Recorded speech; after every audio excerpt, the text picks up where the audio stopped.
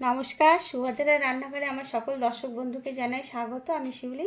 দেখো আজকে আবার আমি নিয়ে এসেছি এগুলোকে আমলকিগুলোকে আমি 500 গ্রাম আমলকি নিয়েছি। তো আমলকিগুলো আমি সিদ্ধ করে রেডি করে নিয়ে আসছি। আজকে আমি আমলকির তোমাদেরকে চ্যবনপ্রাশ বানিয়ে দেখাবো। তো তোমরা আমার সাথে থাকো, ঠিক আছে? দেখো আমার আমলকিগুলো একদম সিদ্ধ করে রেডি করে নিয়ে এসেছি। এবারে আমি এইভাবে ফেটে গেছে, দেখো কি সুন্দর সিদ্ধ হয়েছে। তো এইভাবে আমি দানাগুলো সব ছাড়িয়ে নিয়ে রেডি করে আসছি। হ্যাঁ, কড়া বসিয়ে দিয়েছি।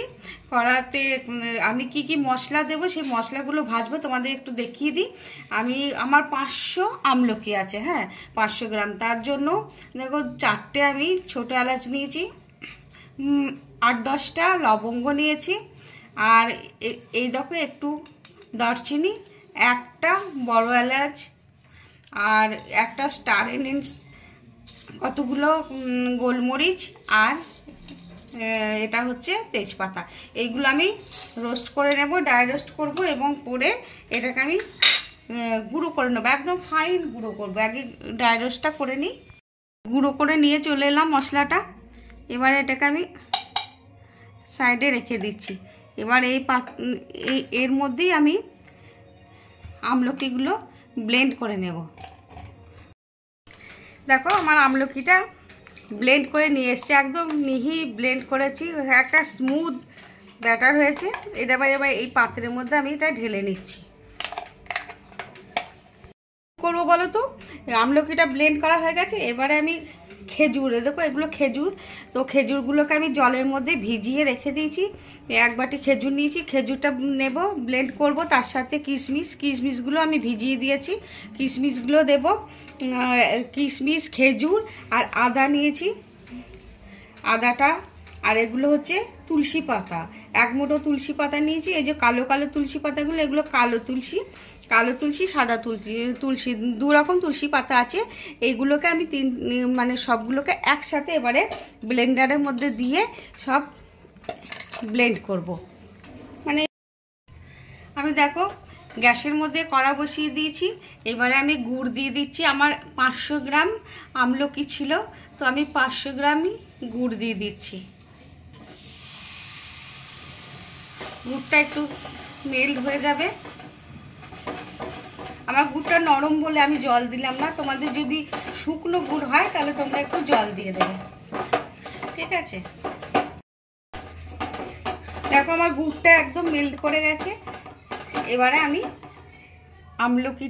পেস্ট করা আমলকিটা আমি দিয়ে দিচ্ছি।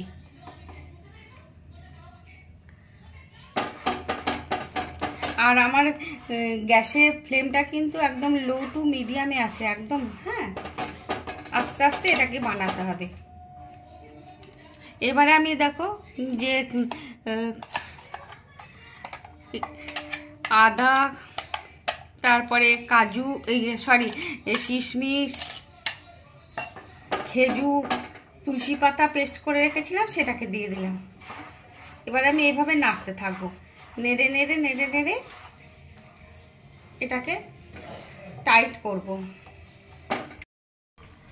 দেখো ফুটতে শুরু করে দিয়েছে, এটা একটু হতে টাইম লাগবে, আস্তে আস্তে হবে। আমি এভাবে নাড়তে থাকবো। দেখো আমি মশলাটা একটু ছেঁকে নিচ্ছি, কারণ আমি একদম মিহি দিতে চাইছি যাতে মুখে কিছু না আটকায়।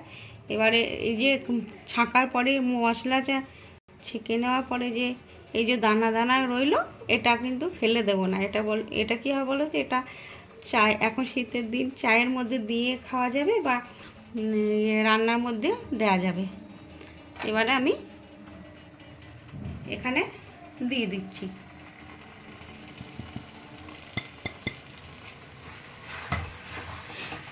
দেওয়ার পরে ভারী সুন্দর একটা